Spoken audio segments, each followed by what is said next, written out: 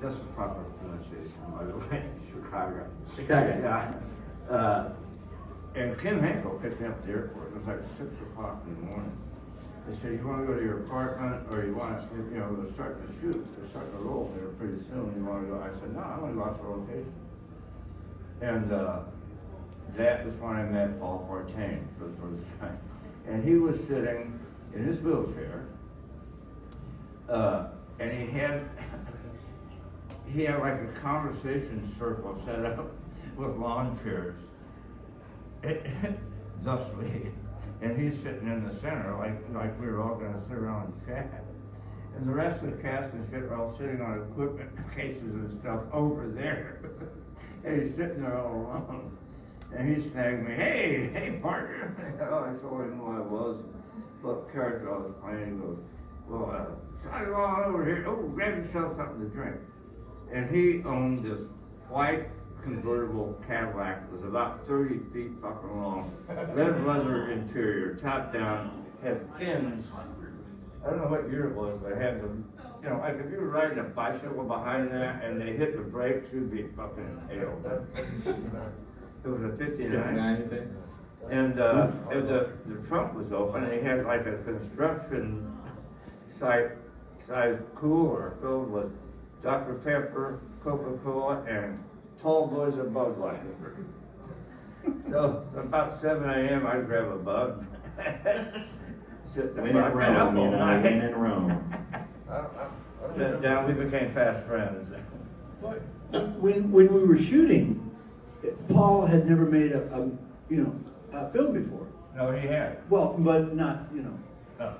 but he had gotten into this method acting thing where you had to immerse yourself in the character.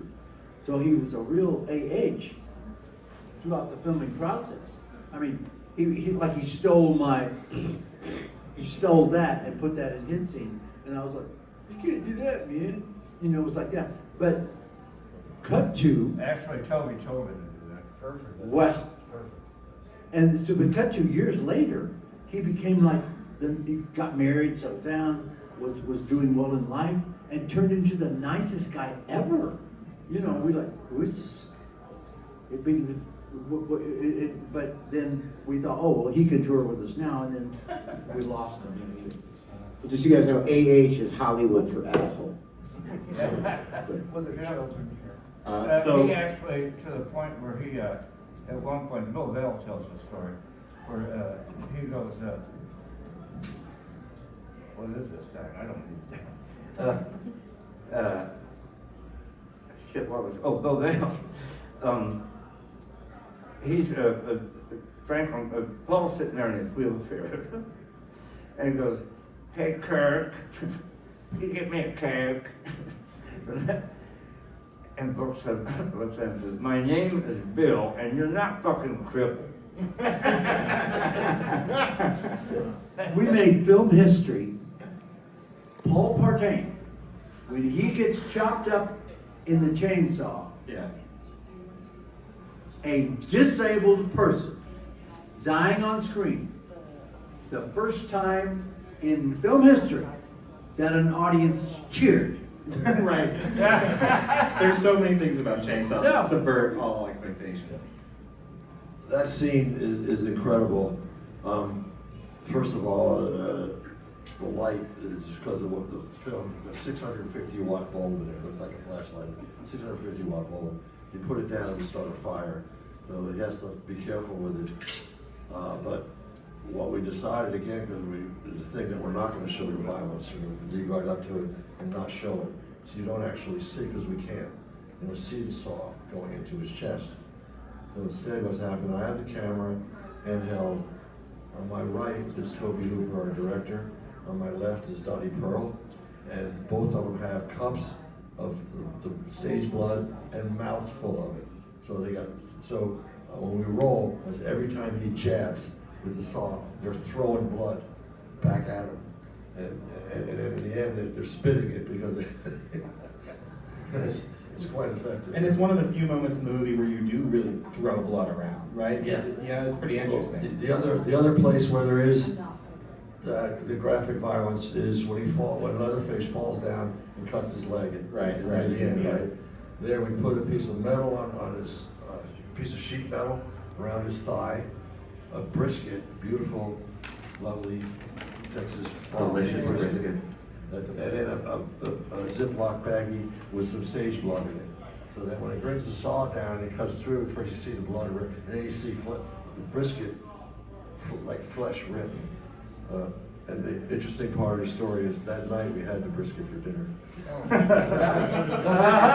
So that was a live chainsaw in that scene. Like that wasn't It had to be chainsaw. live. That, with like the teeth on it and everything. Yeah, it had to be. Wow. It actually cut. He So- burned his leg. Yeah. He It went took the through teeth so off, but fast. it's still rotating. Oh, okay. It went through so quickly and hit that piece of sheet metal, where it heated the sheet metal up Wow. and burned it. Yeah, It's in the film. yeah. Real life. All right, guys, we're gonna have to wrap this up soon, but we're gonna open this up to any audience questions. We got questions out there? We got time for about 3 questions. Or maybe you don't have any questions, in which case we'll just fill the rest They of all this have in. brownies. There you go. They all have brownies. So how close are we? We're gonna check in with John's makeup application. About what percentage are we now? He's looking pretty grandpa-like. Probably a good 90 or something. 95. She said a good 90. You're here for these makeup people. Yeah, let's hear it for that. And you have a much lighter look going on. So we've got you got your cut wound on your hand. I just darkened my street makeup and go around. Yeah. It's just summer. His smoky look, yeah. Now, I've always been curious about this with your character. This on your face. Is it a birthmark or is it blood stain from chopping people? Okay. What this is in real life, it's called Epstein-Barr. The Epstein-Barr wine syndrome. And it's a real thing that happens in life, but it's like a recessive gene trait that shows up like every 15 generations, you know. And so, but what happened in America was that in the old days, you know, in the turn of the century, they would see this on someone and they would go, oh, Which? inbreeding. And it's supposed to denote inbreeding. And so they Okay. thought that would be fun to put in the film, that to prove that this family was guilty of inbreeding. Of course, that's not what it meant. But, It's commonly called a port wine stain. Yeah. Well, that makes me wonder if Strawberry from Up in Smoke was inbred now. well, but the public, a lot of the public, ooh, inbreeding. The doctor. I like how we have to prove that it's not enough that they're cannibals and they're murderers, but inbreeding too, man. Yeah. There's nothing sacred. Doesn't Bill have it too? Oh, Bill- Chop. Chop, he's got a scar, I think, and yeah, but he does have a little something. Uh-huh. And he's supposed to be your brother, I believe. Is that Maybe correct? they're twins and. Well, Like he's supposed to be, yeah. Give me your side on this. Yeah. well, in Hollywood. Hollywood. Well, we can't use the thing was already that I was supposed to be all wired up and put back together. I didn't die from the truck. Oh. Yeah, so it was all wired up, and that's why he's all messed up. You got hit pretty hard with that truck, though. I know, but I didn't die. I crawled off in the bush and lived.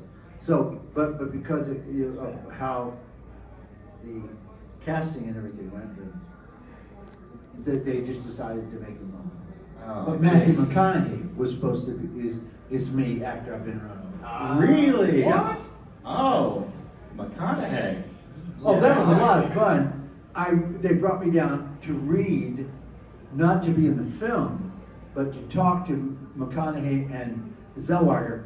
They were at the University of Texas in drama department. They were not famous at all.